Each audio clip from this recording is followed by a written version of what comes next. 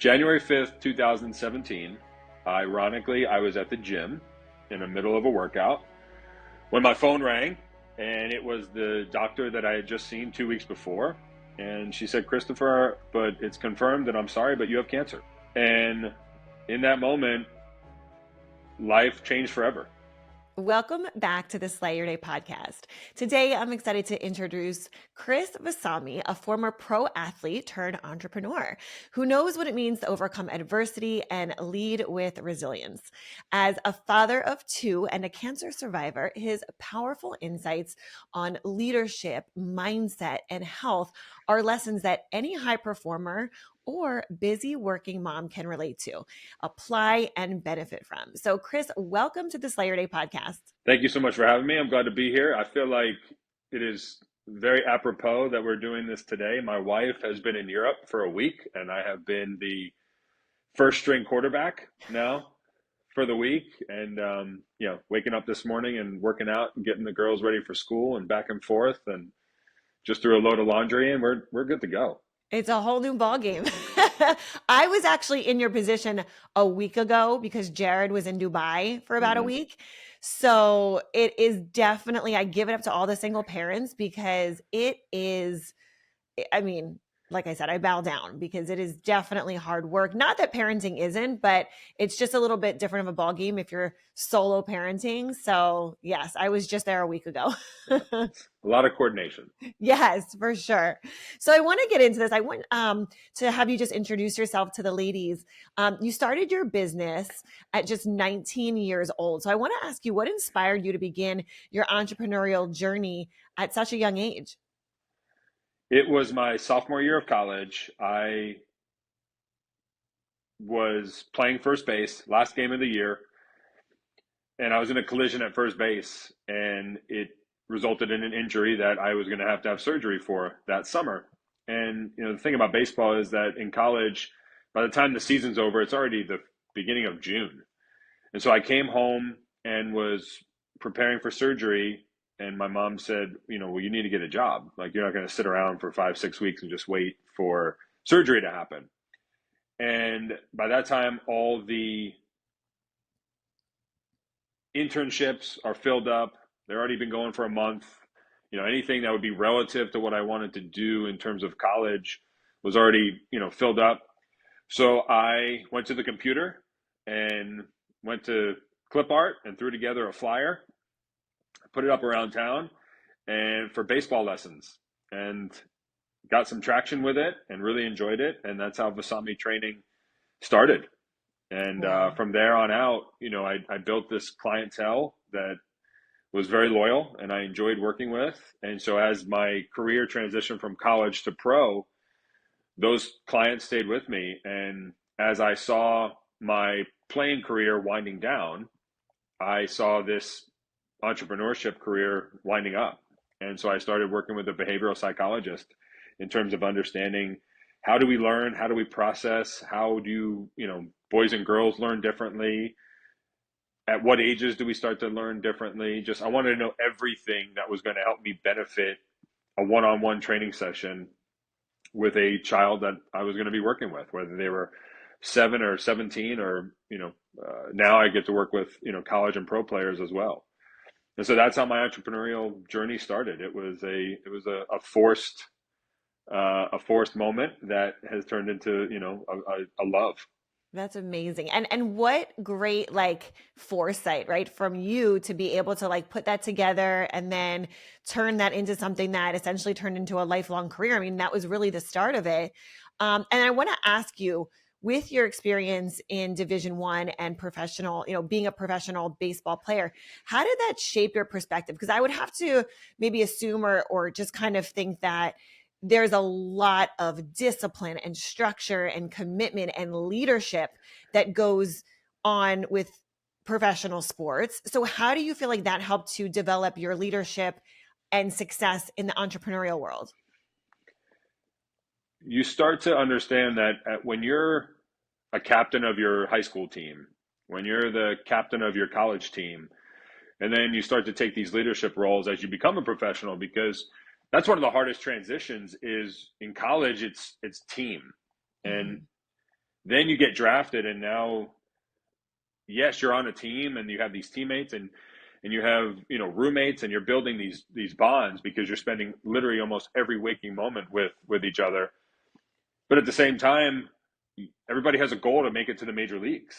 And so Mm-hmm. you're navigating this dichotomy of, I'm on a team, I've always been a team player, but if I go 0 for 4 with 4 strikeouts, but I'm still rah-rahing my team, like that doesn't help me in my career. So you're constantly trying to fill all these holes of what I thought, what I think I should be doing, what I need to be doing. And so really it comes down to learning what you have to do for yourself every single day, whether it's putting yourself through some sort of rigor, mind, body, and spirit, so that way you can be your best.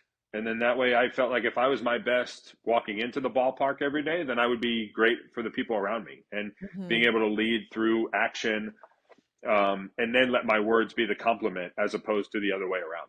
Yeah. And for all of the busy working moms that are listening to the podcast, or high performers, right? Because these go hands in hands. It's the same thing. I mean, it's the same reason why I get up at 5 o'clock in the morning and get my workout in before my kids are awake. Like I got to pour that into myself and put my own reps in before I can be that or do that for anybody else. So I think that there's so many similarities between what you're saying here about entrepreneurship and parenting, as well as being in the professional athlete space. And that's what it is. It was a job, and Mm-hmm. it had to be a job, and Yep. especially when you start getting paid. Even when you have a scholarship, it's a job. But when you start getting paid, even for myself, I got drafted as a first baseman, and then the Rockies, who I played for, eventually made me a catcher. Well, I didn't really have a say in that. It Yeah. was, you want to keep your job, then you're going to sit there and do what you need to do. And Yeah. so I basically learned how to be a catcher in about 30 days of spring Wow. training, waking up at, and being with my one-on-one hitting coach from 5 to 7, my one-on-one catching coach from 5 to 7 every morning. Mm-hmm. And it Yep. wasn't, going back to what you said before, like this wasn't a Monday motivation situation. This was Yeah. every day. What's the goal? And do I have enough discipline to put in the work, whether I want to do it or not, based off of me achieving that goal? Everyone is talking about Soursop, the tropical superfruit with superpowers. And if you don't know what I'm talking about, listen in. If you suffer from inflammation, digestive issues, low energy, or low immune health, there's nothing else like Soursop to help your body feel its best. But the Soursop fruit is almost impossible to source in the US. So Soursop Nutrition is on a mission to bring you a selection of expertly formulated supplements that give you the benefits of Soursop hassle-free. The Soursop Cell Plus Immunity Gummies are gluten-free, non-GMO, and low-carb, and they're a favorite in my house. We also love their shake boosts, which come in 4 flavors, including 2 delicious fall favorites, pumpkin and apple. If you follow me on Instagram, you'll see I love adding the shakes into my smoothies, and we even add them to our big treats for the kids, and they love baking with me. They're great for gut health, are full of fiber, and help balance blood sugars, making it a natural weight management aid. Who doesn't love that? The shakes are also 0 sugar, low carb, and gluten-free. Place your first order today and enjoy 20% off with code SANDY20, or use the link in the show notes. So I want to ask you a question. I know that some of our listeners might be hearing you or being introduced to you for the first time. I want to ask you about a personal story that you have Mm-hmm. where you experienced adversity, and what was it that you faced, and how did that particular circumstance, situation, how did that help to shape your outlook on life? January 5th, 2017.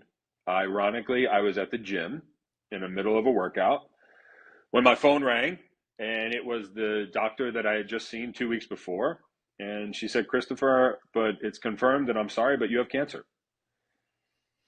And in that moment, life changed forever. My definition of hard has now changed forever. Leading Mhm. up to that moment, my definition of hard was kind of what we were just talking about: disciplined enough to, go take swings off the tee, disciplined enough to get to the gym, disciplined enough to work to get a scholarship and all the sacrifice that took. I joke all the time when I give my talks, because I say, you guys are really going to feel bad for me, but hard is sitting at a kitchen table choosing a scholarship offer from Duke, Vanderbilt, and Notre Dame. Like that's what my definition of hard was at the time. Hard was getting to play a game that I loved, whereas that was nothing compared to what my new definition and my new version of hard was now going to be, with multiple surgeries, multiple doctors, multiple states worth of doctors, multiple mental breakdowns, emotional breakdowns, experimental drugs, treatment. All of it was just all while I'm married and trying to navigate that.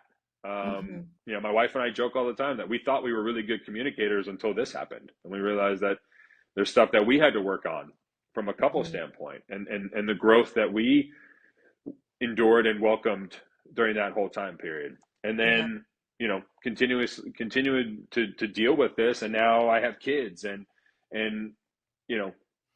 women, they appreciate when I say this, but I never truly understood how difficult it was to deal with uncontrollable hormones. I have a type of thyroid cancer, and my thyroid came out, and everything changed physiologically, chemically, just everything changed.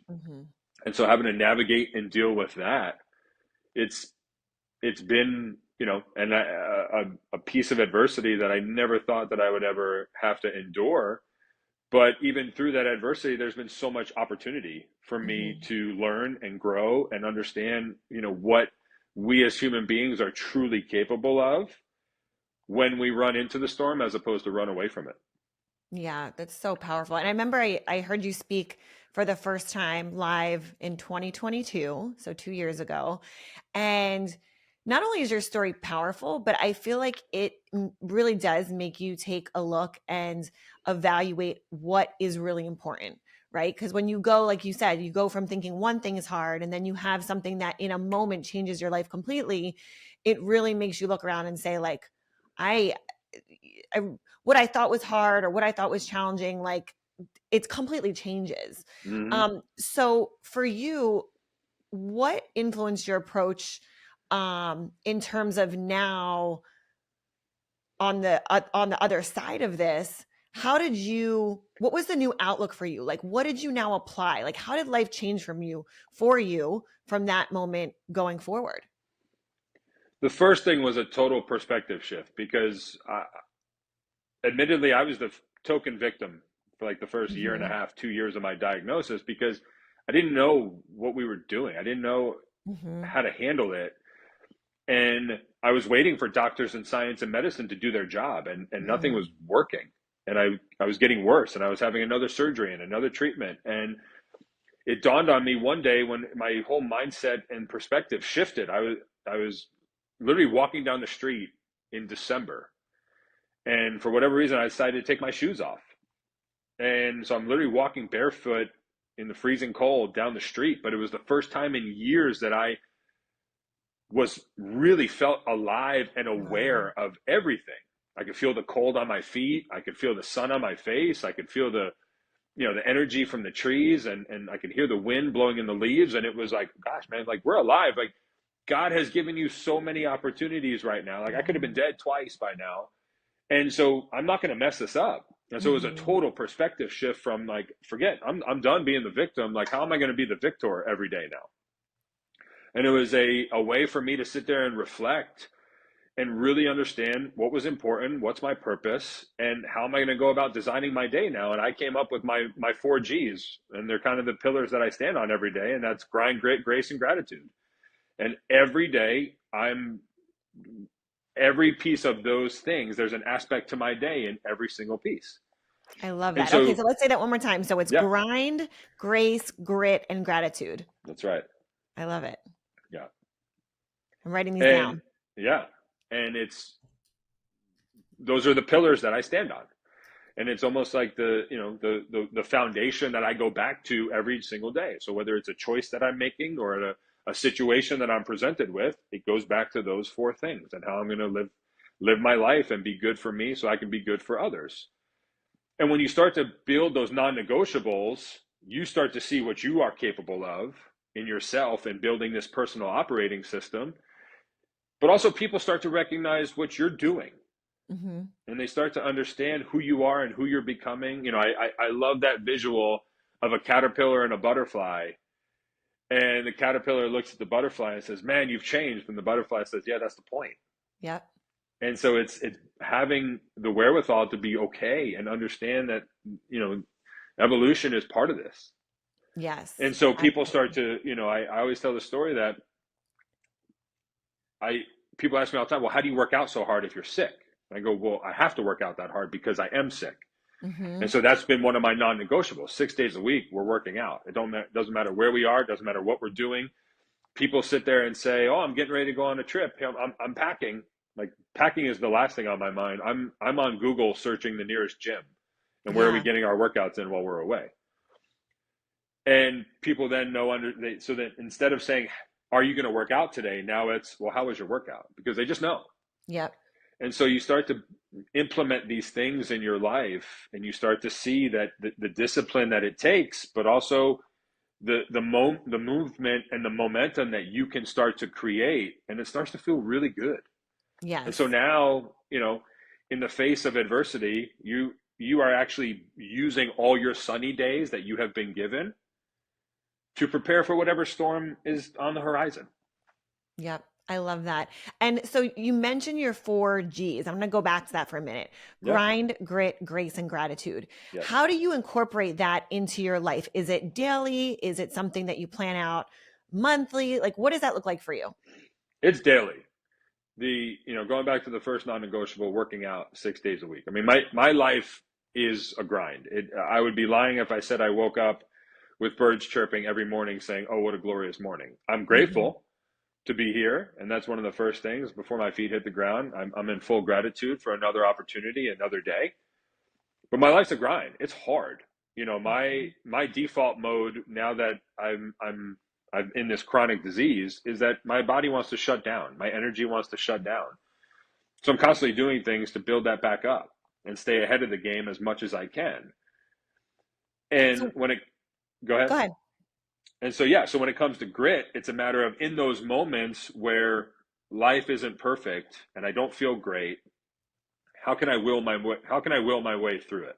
Mm, How can I sit there and say, you know, like having a legit conversation with my shoes about putting them on and all the benefits that I'm going to get from putting on the shoes and going for that walk or going for that run or going to the gym, you know, regardless of what's going on. Grace for me, I mean, as I said before, God has shown me so much grace and the ability to keep going, the ability to have these opportunities, and the ability to wrap my head around, you know, this mess that I was given and this chaos that I live in, but yet at the same time, it's now my message. hmm. And to be able to sit there and be able to share that with people and bring hope and some sort of inspiration. And even though I have this life of chaos, like there's still so much joy and I still have so many blessings. And then gratitude for me, it's a muscle that needs to be worked on. To be able to sit there and live in gratitude and be so thankful and understand the blessings and, you know, and have the perspective to be able to bring to my fellow man and woman. You know, I Hmm. try to live in an unconditional world when I know there's worlds full of conditions. And I try to have as many interactions. My wife jokes, I've never met a stranger. Um, you know, I try to turn every transaction into an interaction. And I try to be open minded to, you know, what's out there. I mean, my 4-year-old, she put me in my place the other day. It was raining here, and I said, "Wow, what a yucky day." And she goes, "Dad, but isn't playing in the rain so much fun?" Oh, Yeah, you know what, it is. You're right, it is. But if I was still living in that victim mentality, things like that, I would just totally disregard. yeah. And I like that you said, I wrote this down. You said you will your way through. And Hmm. there's a lot of women that watch this show, and we got the male listeners too, but there's a lot of women that watch this show and listen to the show, and they are their moms and their wives and their business owners. And I always tell the listeners, like, if they're listening to this Slay Your Day podcast, everyone's a high performer that Mhm. listens to this, because you wouldn't be listening to this if you weren't trying to make your life better, at least 1% better every single day. And so my question to you is, when you have the mindset of you're willing your way through whatever that is, that tough moment, that tough day, whether it's the workout or to make a sales call or to connect with someone, or maybe it's just your kids are having a tantrum that day and trying to get through that moment. I would love for you to speak to what that does for you and like how you get through that moment, but then like what it does for you on the other side. Because we all face this. We all go through this in every area of our life. Absolutely. I always think back to when I played. I was obsessed with baseball. I was obsessed with practice. I was obsessed with learning and getting better. I was obsessed with performing. And I think that translates to this too. Mm-hmm. And what I mean by that is, and it's a question that I always pose to my coaching clients. Are you interested? Are you committed? Or are you obsessed? Hmm. And so to lay it out real quick without getting too deep into it, but for those who are interested, it is, are you doing the bare minimum because you have to? For those that are committed, you're doing more than the bare minimum. You're doing things because you have to. And every once in a while, you might do it because you want to. And other times, you'll put in the work because you've been poked to.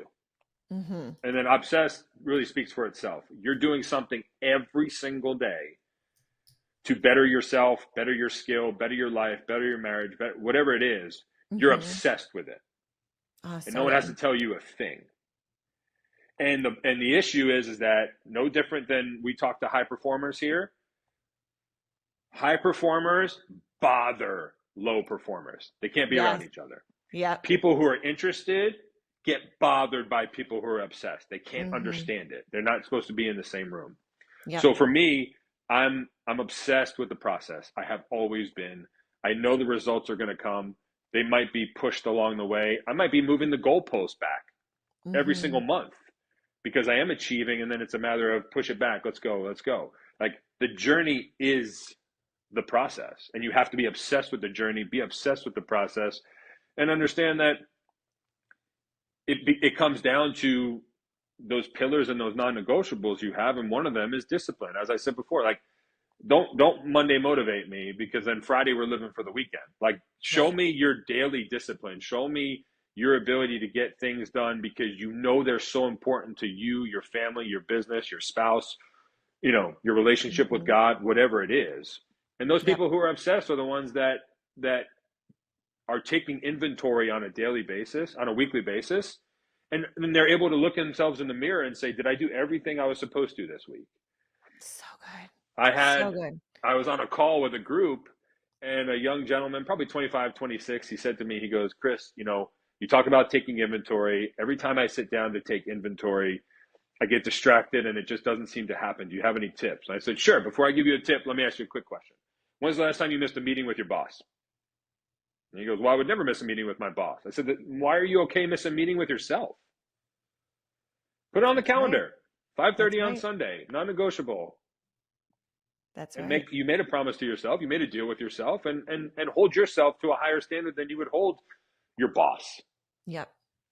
I think also, the difference between high performers and everyone else is we're not willing to put up with our own excuses. Mm-hmm. We can read and we know when we're telling ourselves those excuses, right? So it's almost like you got to check yourself and say, back to what you were saying, am I obsessed with this? Am I obsessed with having a great marriage? Am I obsessed with the work that I'm putting out and creating? Am I obsessed with being the best mom or parent that I can be? And I think that a lot of times women in this community will say, like, how do I do it all? How do I juggle the work and the kids and myself? And it comes down to, what are you willing to put up with? What are you willing to look in the mirror and say, like, did I follow through on the commitments that I had for myself today and every day? Because it's easy to let it slide.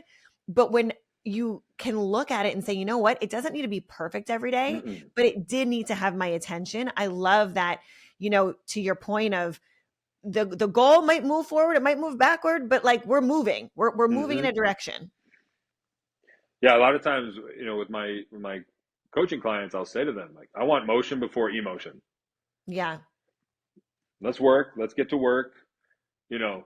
Let's have gratitude.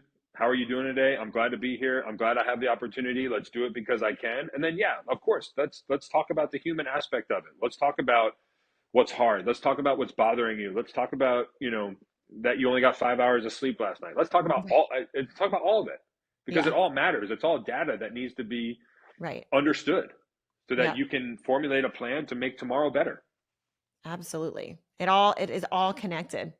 So I want to ask you a question about fatherhood, being a business owner, a speaker, a husband, an athlete. You wear a lot of hats. Hmm. So I want to ask you, do you have any systems that you've put in place to manage it all, to wear all the hats and be effective and efficient in all those areas?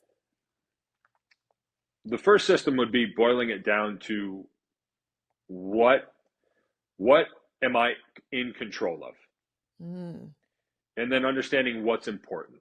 And so I have a kind of a Venn diagram of, two circles, and then where the two circles interconnect, there's this little piece, and on one side it says what's important, and the other side what's am I in control of, and then you get a pretty small list when you hmm. figure out that you're only in control of a couple things that are that important. And Yeah. that's what gets my attention.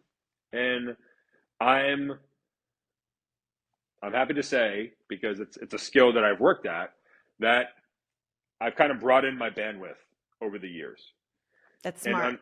and so, I try to be there for my kids and be dad and be present when it's time to be dad, knowing that, like, I'm going to be gone for them for 7 or 8 hours.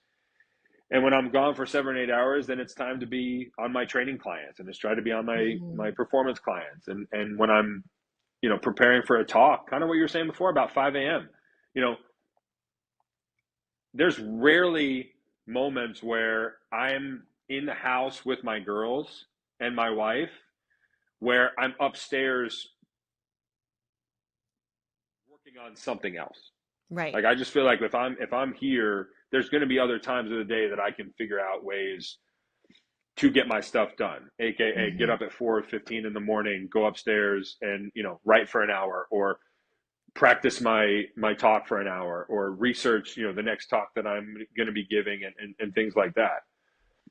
Because it's just, when I'm able to give my attention there, you can give your attention to a lot of places, into a lot of buckets, but it's when you start trying to mix the buckets, and half my attention here and half my attention there. And that's something that I had to learn along the way, especially in going through my sickness battle, because going back to the hormones, like, I didn't realize how hard that was, because I felt like I was being present, and I felt like I was being centered, and I felt like I was being a really good dad and a husband, but I Hmm. had so much brain fog that my sense of reality was kind of warped. Hmm. And so it really came down to my wife looking at me and being like, "Hey, hey, no, this isn't working right now." And so getting kind of punched back into reality, Hmm. and being able to sit there and say, "Okay, you know what? Like, until further notice, no distractions. Like, Yeah. things have to go away. They have to be put in their place. I have to manage my time." And I think that's totally okay, for you to Yep. take things that wouldn't be considered, quote, business, and putting it on your calendar like it is business. Absolutely. Our listeners know I calendar everything. So that's one of my secret weapons for my husband and I. Date nights go on there, nail Hmm. appointments, hair appointments. I mean, if it's business, it's on there. If it's personal, it's on there. Yeah. Yeah. So Be- important. because that way, and again, it's, you get to then see what you actually have time for, Yes. and how to manage that time. Yep. Um, 100%. and we just, there's so many distractions these days. There really is. And I'm Yeah. not going to sit here and lie and act like I don't get distracted sometimes. I do. Um, but I think on the other side of that is the person who can sit there and be like, "Man, you are not working at a high capacity right now." Yeah. Yeah. You can check yourself. Hmm. You can be honest with yourself.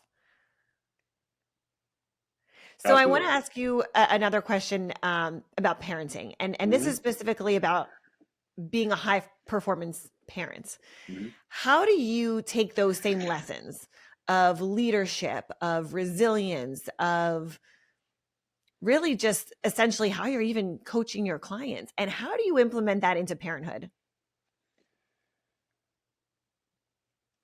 The first thing is I try not to allow my girls to say I can't Mm, before we haven't even tried. yes, so good. It's I want them to, again, being a baseball player, we fail. That's what we do. Like the best baseball players in the world fail 70% of the time. Hmm. So it's what we do. So we have to learn how to live in the gray area. And it's not just black and white success failure. There's so many other factors that go into how did you even give yourself the best chance to succeed. And so with my girls, I don't want to hear I can't. Like let's try it 10 times. Let's try it 15 times. And then yes, if you can't, of course, I will help you. I will, but at the same time I also try to, give them as much daily affirmation as I can. I want to tell them all the time that I love you and I'm proud of you and I'll support you no matter what. And you can do anything in this world. Like all you gotta do is ask. Um, but you can't say I can't. And so like don't you can't ask for help by saying I can't. Right. And so just being able to show them, and luckily with my wife too, she's now an entrepreneur, and so they're seeing that we try to do it all. Hmm. We're not perfect, but we try to do it all. And so showing them that things happen, life can get hard, but as long as you're leading with love and support and trying to not raise your voice as much, then, things are going to get done. I, And I tell go I ahead. tell Jared, I say, I'm like, parenting is so hard because you're always learning and it's always evolving and changing. And I'm like, when you're doing it right, it's really stinking hard because it's Hmm. so much of your own past Yeah. that you're trying to maybe heal or work through or work out of or implement, but then you're also trying to parent from what you want now for your kids. Hmm. So it's such an interesting dynamic of like, uh, for me at least, I feel this way. I'm like, it's always changing, it's always evolving. And when you just think you have it figured out, there's something else that changes. Well, even just this past week, I learned a lot this past week, just me and them. And Hmm. what I learned was like, get as much done as you can, but don't sacrifice like a moment with them that like their whole world is you right now. Yeah. Like Yeah. everything to them is a big deal. So, I had a moment this past week where like the sink was full of dishes. Hmm. And in my mind, I was like, I got to get them in the dishwasher. I got to get Yeah. them in the dishwasher. And the girls just want to keep showing me the stuff that they were making. And I was like, yeah, forget it. You know what? Like, yeah, let's go. Let's go upstairs. And we went upstairs and the dishes got done, 12 hours later because Yeah. I was like, you know what? Like, yeah, we laid and we read books and I put them to bed. Oh. And I was like, you know what? I'm tired. I'm going to go to bed. And guess what? At 4:30 the next morning when I got them done, it was great. Hmm. They didn't wake up and be like, Dad, I'm going to tell mom that you had dishes in the sink all night. They didn't care. They just don't care. Right. And so I think being able to have, build that self awareness as to getting your stuff done, what's important, what's going to lead me to the next day, but also like don't miss these Hmm. moments that are Good. such a big deal to your kids that are really ultimately like what it's all about. Hmm. So good. So good. And I think that, every parents, we struggle because if you're doing it right, you're going to struggle. You're going to Mm-hmm. have hard moments. It's going to be tough because you're learning. And I know I say all the time, I'm like, my kids, they teach me just as much, if not more, than I will ever teach them. Patience. Like Jake he can, I mean, I think that I'm hard headed and I can follow through on things. He, and Jared's always like, he got that from you. Like Mm-hmm. when he gets focused on something, man, he will do it until it is fully completed. And I love that. But sometimes as a parent, you're like, oh, it's so hard because they get so laser focused. But then we have to look at those qualities that we want them to have, even if it's hard for us as the parent. Yeah. Yeah. And I think it's you're watching a human grow. You're watching a human understand, Mm-hmm. um, what they like, what they want, what intrigues them, what interests them. Same thing, right? Like, not you know, watch a kid for 10, 15, 20 minutes, you'll know exactly, who they are and what they want. Yeah. Yeah. And, my again, going back, my daughter just wants to, hang out and be with me, so they come to work with me and I'm sitting there and I'm training players for 6 hours, teaching them how to hit a baseball. And so the other night, last Saturday night before we left, I was like, all right, come on, girls, we're going to get dinner. And she goes, Dad, how about, can you give me a lesson?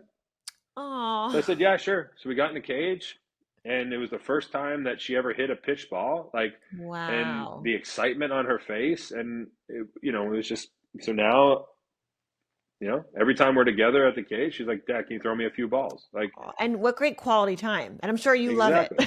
I love it. And because I've been doing this for so long and because I do have this perspective, I didn't, my first inclination was not like, oh my gosh, she's going to be a D1 softball player. Like, it was like, no, like, if I, if she sits there and says to me, I want to do blank, like, we're doing it, period, end of Yeah. story, done. Yeah. I was watching your stories and I think one day guys were doing like a tea party or something. Mm-hmm. And I was like, where is this? Cause I was Yep. like, I thought it was maybe in Tennessee and Yeah. you're like, oh no, it's just at our house. Yeah. I mean, we do tea parties once a week. It's kind So of our cute. daddy daughter thing. And, I think it's just their excuse to get me to buy them M&M cookies. Oh, But the deal is we can get cookies, but we have to have fruit. oh And my so, gosh. I love it. yeah, so it's, So cute. but, and again, kids, they thrive on routine. They thrive on Yes. predictability. Yep. And, 100%. so the more you can give them that and the more comfortable, they can feel in, that growing process, you just got to, you just see, how they're able to thrive. I love that. All right. So, final question. What is one piece of advice that you can give to our listeners who might be going through something difficult right now, facing adversity, whether in parenting or with their careers, with juggling, multiple responsibilities? What is a piece of advice that you could give to them in facing adversity and coming out through the other side? I'm gonna give you two. The first thing would be choose hard. Choose something hard Okay. every single day, whether it's mental, emotional, physical, or spiritual. Choose hard. And the reason why I say that is because we as humans, our nervous system would rather choose a comfortable hell than Mhm. an unknown heaven. And that's wild to say, but it's true, which is why we always go back. We go back to the vice. We go back to Yeah. comfort. We go back to the comfort food. We go back to the bad habits. We go back because it's Mhm. comfortable. We could rationalize all day as to why I shouldn't be doing it, but it's comfortable. We just do it. Yep. And so, instead of an unknown heaven, and so like you got to go search and seek and find that unknown heaven. And the cool thing that happens is as you do that, as you push your limits, as you succeed, your brain starts to build these new neurological pathways of strength and opportunity. So that the way Yep. the next time you're presented with some sort of obstacle or struggle, like you actually don't retreat. You go back because you already know what you've accomplished. So choose Yep. hard every single day. So good. I love that. And the second thing for me is it's an emotional intelligence thing that I had to go through. And I truly believe this, and I tell everybody who's listening, like you are allowed to grieve and have gratitude at the same time. Mm. And we're just taught that it's got to be the first one is grieve and then you can have gratitude afterwards. But it's like, so no, like you can go through both processes at the same time. And for me, I sat there and I got my diagnosis and I'm grieving the life that I used to have. I'm grieving the life I currently have. I'm grieving the life that I'm going to have. I mean, I'm on medicine now for the rest of my life. I get checked every 8 weeks. Like it is life altering to say the least. Mhm. But at the same time, again, out of a possible 24 symptoms, I've had 23. The only one I haven't had is infertility. So I have these two beautiful daughters in the midst of all this. Yeah. My wife and I have gone through hardship and come out the other side and truly understand what it means to stay in sickness and in health. And so you're allowed to do both. Like, don't think that you can't do both. And it doesn't mean that, everything is just hunky dory and beautiful because you're grateful, and everything doesn't have to be so dark Mm-hmm. because you're just living in this grief the whole time. Like, it's, Yeah. life is a balance. And I truly believe that when I love and I live by the saying that the philosopher lacks the strength of the warrior, Mm. and the warrior lacks the wisdom of the philosopher. So I Yeah. truly believe it's a cheat code that if you understand that you can pursue both at the same time, like, you are really Yeah. now starting to pursue exactly what you're capable of in this life. That is so good. Well, Chris, thank you so much for being here and sharing your wisdom and your experiences. Where can our listeners find you and connect with you? You can find me on Instagram at Chris Vasami. Any one of my websites, vasamitraining.com or vasamimethod.com. And then I'm on LinkedIn as well. So please, feel free to reach out. Let's connect. Um, I that's to me, this is what life is about. It's about connecting and understanding each other. Absolutely. And we'll put all of those links down in the description so you can head over there, message Chris, reach out to him, follow him, and go say hi. All right. Thanks. Thanks so much, Chris, for being on the Slay Your Day podcast. And as always, to our listeners, make sure you go out and slay your day.